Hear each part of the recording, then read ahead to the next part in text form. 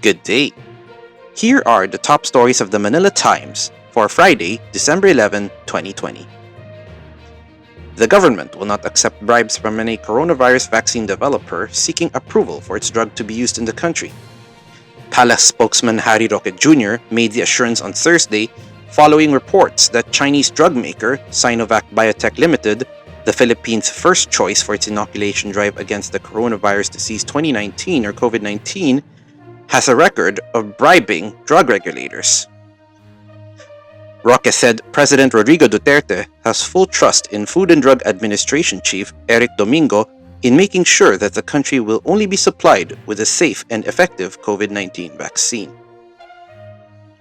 The House of Representatives will insist on its jurisdiction over cases against impeachable officials as provided under the Constitution, Deputy Speaker Rufus Rodriguez said on Thursday. Rodriguez raised the jurisdiction issue after an impeachment complaint was filed before the House last Monday against Supreme Court Associate Justice Marvic Mario Victor Leonen. The complaint, filed by Edwin Cordevilla, Secretary General of the Filipino League of Advocates for Good Governance Maharlika, and his lawyer Lorenzo Gadon, accused Leonen of culpable violation of the Constitution and betrayal of public trust. Defense Secretary Delfin Lorenzana on Thursday defended the visits to the country of senior security officials from the United States after China accused them of sowing discord between Manila and Beijing.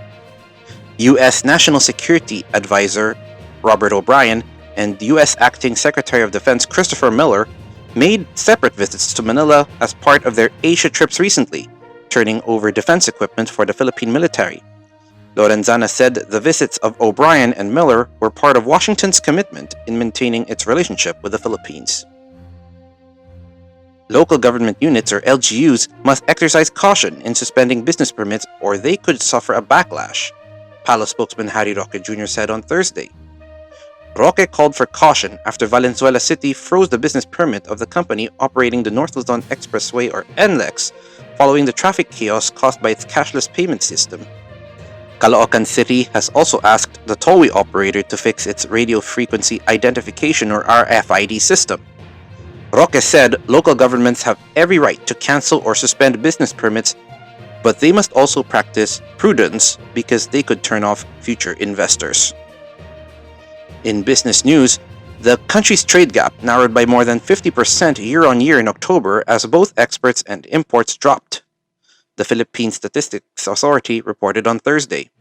Preliminary data from the state-run statistics agency showed that the balance of trade in goods in the 10th month reached a shortfall of $1.78 billion, down 50.3% from $3.57 billion a year earlier.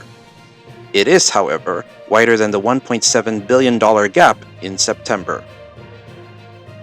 Topping sports, the number 13 proved to be very lucky for Barangay Ginebra as the franchise captured its 13th overall title, ending 13 years of drought in the Philippine Basketball Association Philippine Cup on Wednesday night.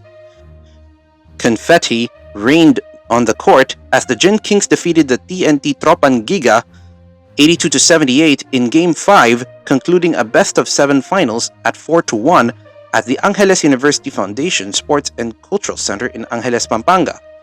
But unlike its previous triumphs, the Gin Kings celebrated sans its energetic fans as no audience was allowed inside a PBA bubble as a precaution against COVID-19. Rigoberto Tiglao is the Times featured columnist on the front page. He writes about the ongoing controversy involving Supreme Court Associate Justice Mario Victor Leonen, who is facing impeachment for culpable violation of the Constitution and betrayal of public trust. The Times editorial seeks clarification from the Interagency Task Force on Emerging Infectious Diseases or the IATF-EID on its health protocols during the pandemic. Read the full version on the paper's opinion section or listen to the voice of the Times. For more news and information, get a copy of the Manila Times on print, subscribe to its digital edition, or log on to www.manilatimes.net. Follow us on Twitter, Facebook, or Instagram and keep up with the Times. With the Fort Villaseran, this is Eric John Sikwa reporting. Have a great day ahead of you and stay safe.